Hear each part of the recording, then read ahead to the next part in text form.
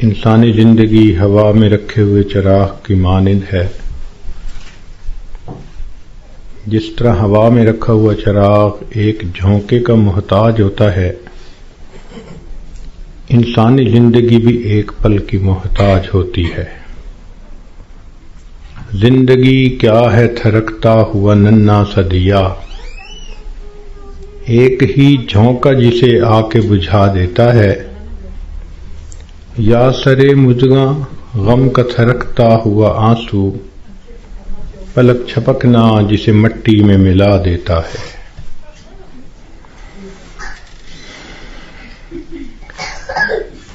اسی لیے کسی نے یہ کہا، زندگی انسان کی ہے مانند مرغ بے نوا، شاخ پر کچھ دیر بیٹھا چہچہایا اڑ گیا۔ کہ جس طرح ایک پرندہ کسی شاخ پر آ کر بیٹھتا ہے، تھوڑی دیر چہچہاتا ہے اور چلا جاتا ہے، یہی انسان کی زندگی کی مثال ہے کہ انسان اس دنیا میں تھوڑی دیر کے لیے آیا اور بالآخر اس دنیا سے چلا جائے گا۔ آپ نے دیکھا ہوگا کہ جب بچہ پیدا ہوتا ہے تو اس کے ایک کان میں اذان کہتے ہیں اور دوسرے میں اقامت کہتے ہیں۔ یہ اس بچے کو پیغام دے رہے ہوتے ہیں کہ تیری زندگی کی اذان بھی ہو گئی، تیری زندگی کی اقامت بھی ہو گئی۔ اب اقامت میں اور جماعت کے کھڑے ہونے میں جتنا فرق ہے، اتنا ہی تیری زندگی ہے۔ لہذا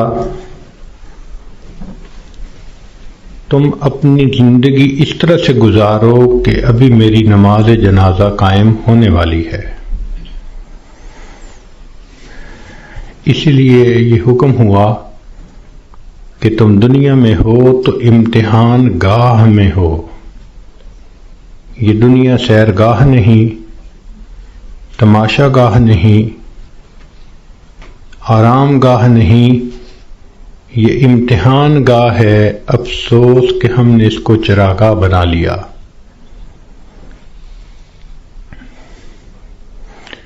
اللہ رب العزت نے مومن کا گھر آخرت میں بنایا ہے۔ اس کا انحصار انسان کے اعمال پر ہے۔ چنانچہ ہر انسان کا ایک گھر جنت میں بنتا ہے، ایک جہنم میں۔ جب موت کا وقت آتا ہے تو اگر وہ جنتی آدمی ہے تو اس کو اس کا جنت کا گھر دکھایا جاتا ہے۔ اس کے دل خوش ہوتا ہے اس کو دیکھ کے، اور اسی خوشی کے عالم میں اس کی روح کو قبض کر لیا جاتا ہے۔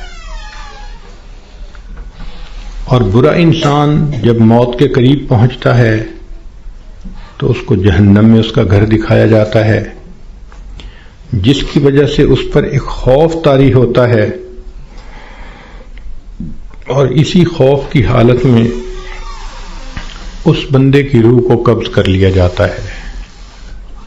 یہ بات ذہن میں رکھیے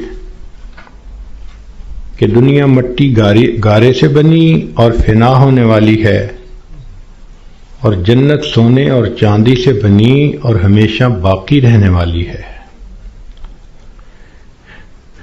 ایک بزرگ فرمایا کرتے تھے کہ اے دوست، جتنا دنیا میں رہنا ہے اتنا دنیا کے لیے کوشش کر لے، اور جتنا آخرت میں رہنا ہے اتنا آخرت کے لیے کوشش کر لے۔ ہماری دنیا کی زندگی تو ہے 150 سال، اور آخرت کی زندگی ہمیشہ ہمیشہ۔ امام غزالی رحمۃ اللہ علیہ نے ایک مثال لکھی ہے کہ اگر زمین اور آسمان کے درمیان رائی کے دانے بھر دیے جائیں اور ایک پرندہ 1000 سال کے بعد آئے اور ایک دانہ کھائے، پھر 1000 سال کے بعد آئے دوسرا دانہ کھائے، پھر 1000 سال کے بعد آ کر تیسرا دانہ کھائے، ایک وقت آئے گا کہ زمین و آسمان کے درمیان رائی کے یہ سب دانے ختم ہو جائیں گے، آخرت کی زندگی کبھی ختم نہیں ہوگی۔ جب ہم نے اتنا وہاں جا کر رہنا ہے تو ہم سوچیں کہ ہمارے دن کی ترتیب کیا ہے۔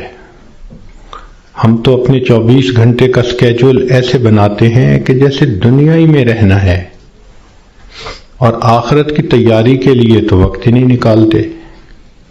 اسی کو غفلت کہتے ہیں اور اسی کو دھوکہ کہتے ہیں۔ اس لیے دنیا کا نام ہے دار الغرور، دھوکے کا گھر۔ اور یہ دھوکہ صرف جاہلوں کو اور ان پڑھوں کو نہیں لگتا، یہ پڑھے لکھے عقل مندوں کو بھی لگتا ہے۔ وہ دنیا کی زندگی میں ایسے مست ہو جاتے ہیں کہ نمازوں کی فرصت ہی نہیں ہوتی۔ غور کریں تو آج کا ہر انسان اپنی جنت سجانے میں لگا ہوا ہے۔ میرا گھر ایسے ہو، میرا بزنس ایسے ہو، بیوی ایسی ہو، بچے ایسے ہوں، گاڑی ایسی ہو۔ ہر بندہ اپنے ذہن کے اندر ایک جنت سجا کر اس کو بنانے میں لگا ہوتا ہے، اور اس کو یہ نہیں پتا کہ اللہ نے تو جنت آخرت میں سجائی ہے، دنیا میں تو ہم تیاری کے لیے تھے۔ اس کا اندازہ آپ کو اس بات سے ہوگا کہ آج ہر بندے کو یہ فکر ہوتی ہے کہ میرے بعد میرے بچوں کا کیا ہوگا۔ جس عورت کو دیکھ لو، جس مرد کو دیکھ لو، اس کے ذہن میں یہی فکر کہ میرے بعد میرے بچوں کا کیا ہوگا۔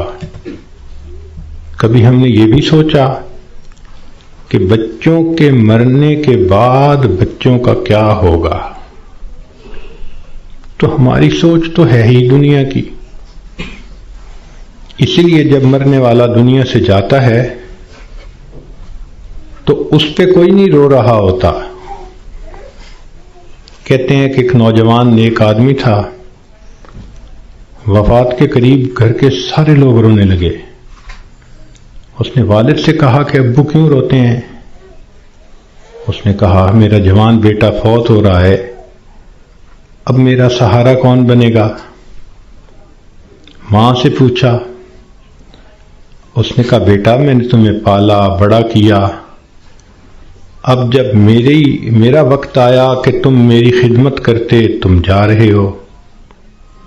بیوی سے پوچھا، اس نے کہا کہ آپ میرے خامد ہیں، آپ فوت ہو گئے تو میری زندگی میں تو اندھیرا ہو جائے گا۔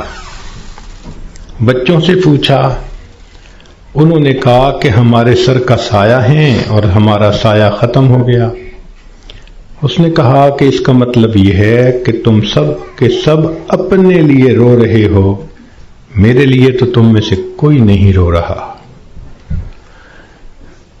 تو رونے والے بھی اپنے لیے روتے ہیں، مرنے والے کے لیے کون روتا ہے؟ الا ماشاء اللہ۔ اس لیے آج وقت ہے تیاری کرنے کا۔